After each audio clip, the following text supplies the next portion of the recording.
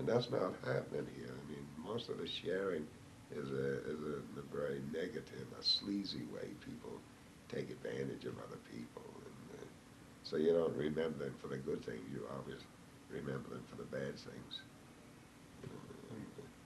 So you don't keep that person. You don't keep you don't retain that love, or you don't have that respect for another person. Uh, but anyhow, all of these things that we look at are very simple. They're natural things. They're not nothing that man has created himself. There's nothing that that man can stick his chest out and say I. You know, we always refer to we, not I, because it takes all of us to make something go. Okay, there's no one person could be I mean, it's impossible unless you're God, and that's what we hear. All of these gods out here saying I. So you would say maybe that rather than, I mean, we know that the Indians had a certain, at least a cult of warfare. There was a certain amount of, like, a man would take his pride from being a warrior, being able to protect his family, children, etc., his village. But more importantly, sharing is sort of a primary act of culture, as opposed to warfare. Yeah, I think. yeah. In fact, the old history tells us that if it was even a slight inkling of a war between two groups, and their wars weren't as vicious as what we're talking about today. I mean, my being able to touch you with a stick or something. Common coup. Yeah, may be classified as a war to us. Okay, it had nothing to do with killing one another, but being able to, insult you by touching you with that stick or something, and being more clever than you.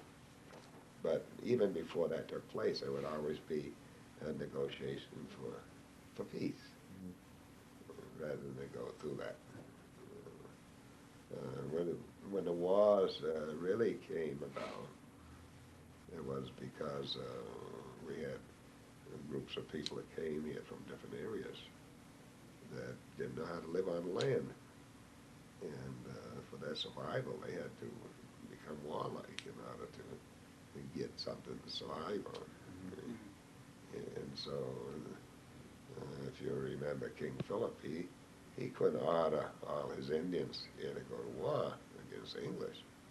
He had to go and ask each one of them individually, will you fight against these wretched souls? And they would have the right to make that determination whether they would or wouldn't. And was there any shame or opprobrium No, for it had saying nothing no? to do with that because that democracy. In other words, if And each person had a right to make his own decision about his own life. Okay, and that's what's not happening here today. I mean, we got somebody else making your decisions about your life. Yeah.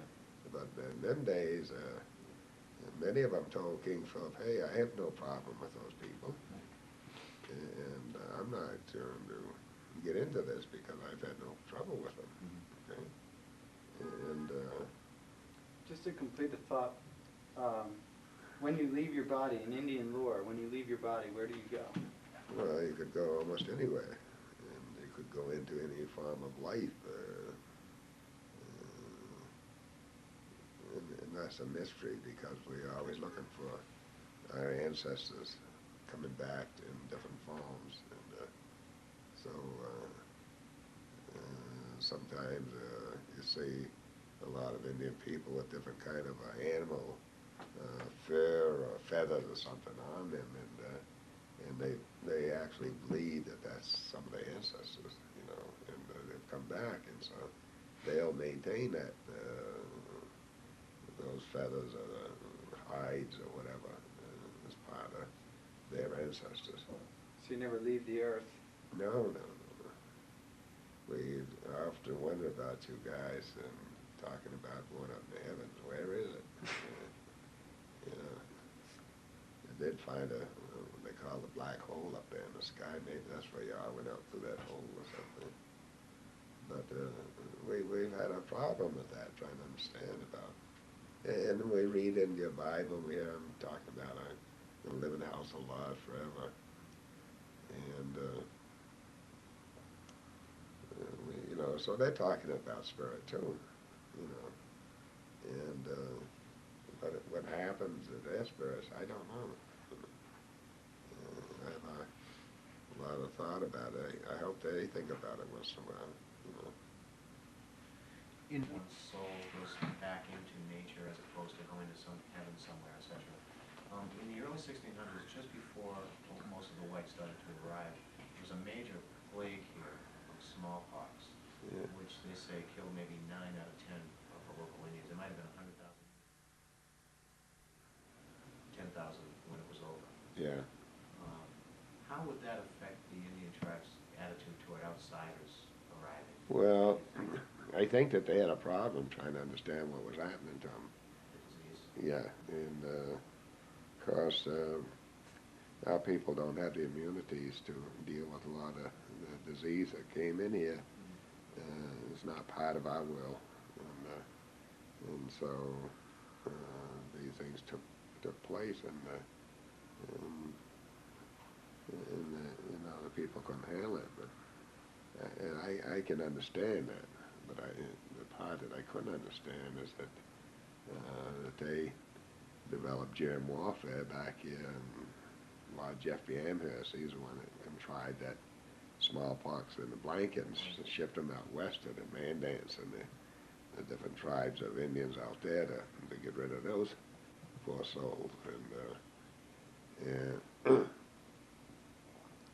when I hear him talking about King Sedaine and germ warfare and all of that, I said, well,